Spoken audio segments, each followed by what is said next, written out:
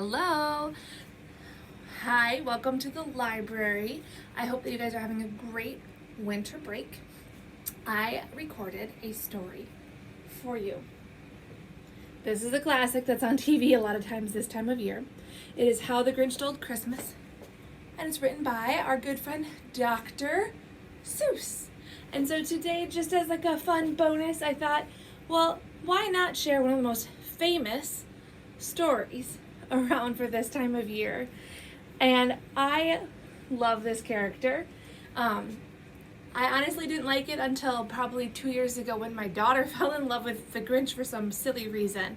And we own all 3 Grinch movies, and she loves them all. The newest one is my favorite. So if you have a chance to watch the newest Dr. Seuss Grinch Stole Christmas movie, you have to see it. It's hilarious, super cute, bright colors. I love it. But today, I'm gonna read you a story, The Grinch and How He Stole Christmas. All right, so I can't wait to see you guys after break. Bye.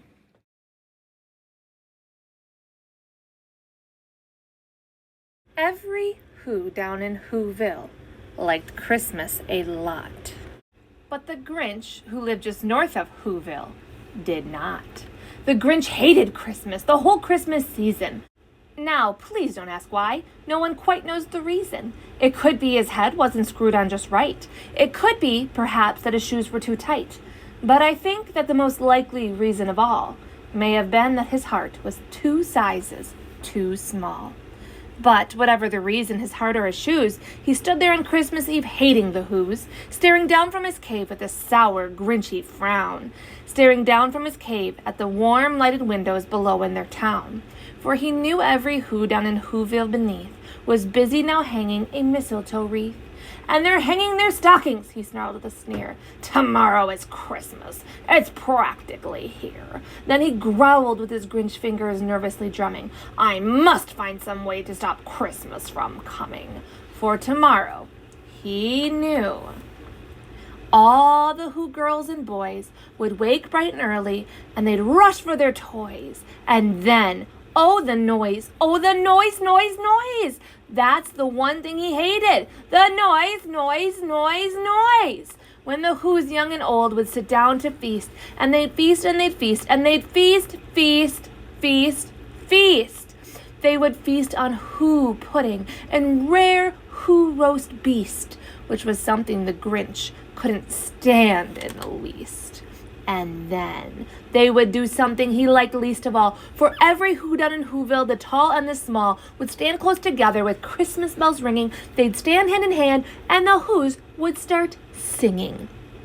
They'd sing, and they'd sing, and they'd sing, sing, sing. And the more the Grinch thought of the Who Christmas sing, the more the Grinch thought, I must put a stop to this whole thing. Why, for 50 years I put up with it now. I must stop this Christmas from coming, he said.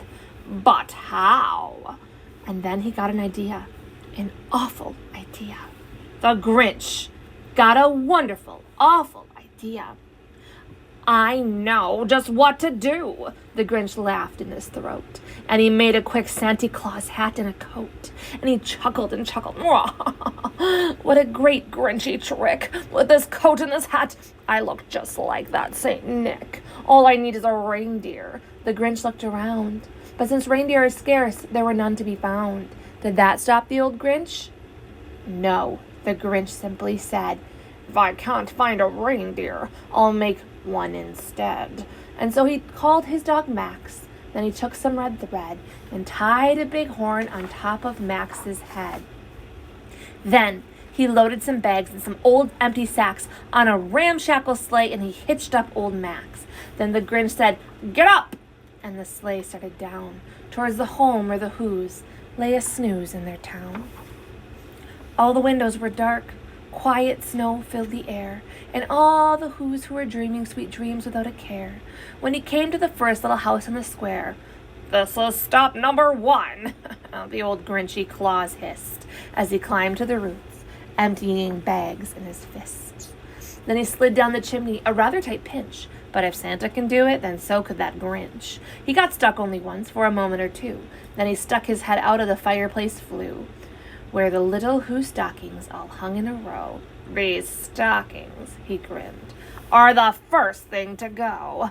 Then he slithered and slunk with a smile most unpleasant around the whole room, and he took every present: pop guns and bicycles, roller skates, drums, checkerboards, tricycles, popcorn, and plums, and he stuffed them in bags, and the Grinch very nimbly stuffed all the bags one by one up the chimney. Then he slunk to the icebox. He took the Who's feast. He took the Who pudding. He took the roast beast. He cleaned out that icebox as quick as a flash. Why, that Grinch even took their last can of Who hash. Then he stuffed all the food up the chimney with glee. And now, grinned the Grinch, I will stuff up the tree. And the Grinch grabbed the tree and started to shove, when he heard a small sound like the coo of a dove. He turned around fast and saw a small Who, little Cindy Lou who was not more than 2. The Grinch had been caught by this tiny Who daughter, who got out of bed for a cup of cold water. She stared at the Grinch and said, Santa Claus, why are you taking our Christmas tree? Why? But you know that old Grinch was so smart and so slick, he thought up a lie, and he thought it up quick. Why, my sweet little tot, the fake Santa Claus lied. There's a light on this tree that won't light on one side, so I'm taking it home to my workshop, my dear. I'll fix it up there, and then I'll bring it back here. And his fib fooled the child. Then he patted her head, got her a drink, and sent her back to bed. And when Cindy Lou Who went to bed with her cup, he went up the chimney and stuffed the tree up. Then the last thing he took was the log for the fire. Then he went up the chimney himself, that old liar. On their walls he left nothing but hooks and some wire, and the one speck of food that he left in the house was a crumb that was even too small for a mouse. Then he did the same thing to all the other Who houses, leaving crumbs much too small for other Who's mouses. It was 1/4 dawn. All the Who's were still abed, all the Who's still a snooze, when he packed up his sled. Packed it with their presents, the ribbons, the wrappings, the tags and the tinsels, the trimmings, the trappings. 3,000 feet up the side of Mount Crumpet, he rode with his load to the tip-top to dump it. Pooh-pooh to the Who's, he was Grinchishly humming. They're finding out now that no Christmas is coming. They're just waking up. I know just what they'll do. Their mouths will hang open a minute or two. Then the Who's down in Whoville will all cry, boo-hoo. That's a noise, grinned the Grinch, that I simply must hear. So he paused, and the Grinch put his hand over his ear, and he did hear a sound rising over the snow. It started in low, and then it started to grow. But the sound wasn't sad. Why, this sound sounded merry. It couldn't be so, but it was merry, very. He stared down at Whoville. The Grinch popped his eyes, then he shook. What he saw was a shocking surprise.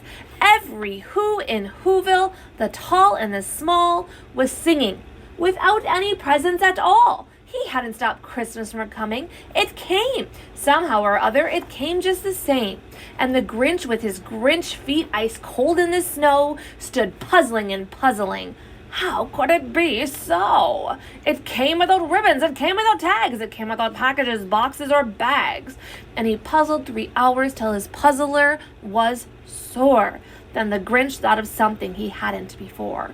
Maybe Christmas, he thought, doesn't come from a store. Maybe Christmas perhaps means a little bit more. And what happened then? Well, in Whoville they say that the Grinch's small heart grew 3 sizes that day. And the minute his heart didn't feel quite so tight, he whizzed with the load down the bright morning light, and he brought back the toys and the food for the feast, and he himself, the Grinch, carved the roast beast. I hope you guys have a great winter break, and I can't wait to see you.